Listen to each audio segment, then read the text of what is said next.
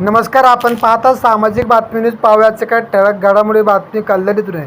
सावरकर लिखित संगीत संन्यस्त खडक या नाटकाचा आचार्य यात्री या नाट्यगृह ठिकाणी दिनांक 23/8/2025 रोजी नाट्यप्रयोग होणार होता. परंतु या नाटकामध्ये तथागत भगवान गौतम बुद्धाबद्दल अनेक आक्षेपार्ह उल्लेख व कथन करता येत असल्याने ह्या नाटकाचा संपूर्ण महाराष्ट्रात जसा विरोध करत असताना हे नाटक कल्याण नगरीमध्ये दाखवू नये, जेणेकरून सामाजिक तेढ निर्माण होऊन कायदा सुव्यवस्था कल्याण डोंबिवली विभागात निर्माण होऊ नये, यासाठी वंचित बहुजन आघाडीचे कल्याण डोंबिवली अध्यक्ष विशाल पावशे व जिल्हा महासचिव गौतम गवई व कार्यकारिणीच्या वतीने स्थानिक बाजारपेठ पोलीस ठाण्यात हा नाट्यप्रयोग रद्द करण्याची मागणी करण्यात आली. तसेच सर्व आंबेडकरी विचारधारा असलेले सर्व संघटना पक्ष यांनी नाटकाच्या आयोजक मंडळातील काही लोकांची साधक बाधक चर्चा ही स्थानिक पोलीस स्टेशनमध्ये झाली.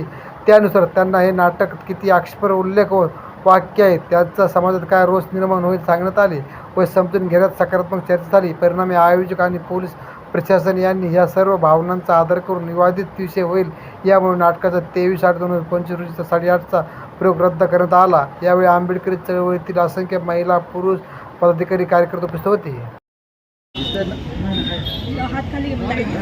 सर, आज आपण जिल्हाध्यक्ष म्हणून या कल्याण महानगरपालिकेमध्ये आपली अशी ठोस भूमिका काय पक्षाची मांडली? सर्वात प्रथम मी कल्याण डोंबिवली महानगरपालिका वंचित बहुजन आघाडी जिल्हाध्यक्ष म्हणून काल आम्ही लोकल पोलीस स्टेशन बाजारपेठला पत्रव्यवहार केलेला होता.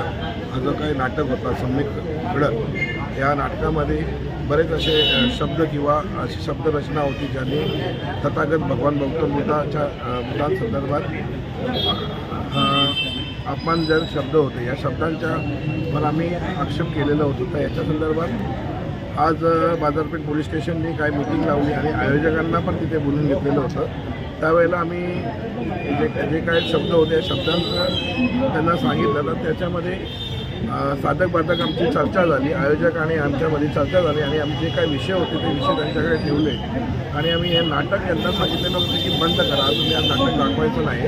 आणि आमच्या ह्या ज्या काय भावना होत्या त्या भावना व्यक्त केल्या आणि या भावनांचा आदर ठेवून प्रशासन आणि तसंच आयोजकांनी आमच्या भावनांचा आदर करून हा नाटक नाही चालवण्याचा हे घेतला. आणि त्याच्याबद्दल आम्ही आयोजक आणि तसंच यांचं प्रशासनाचं पण आभारी आहे.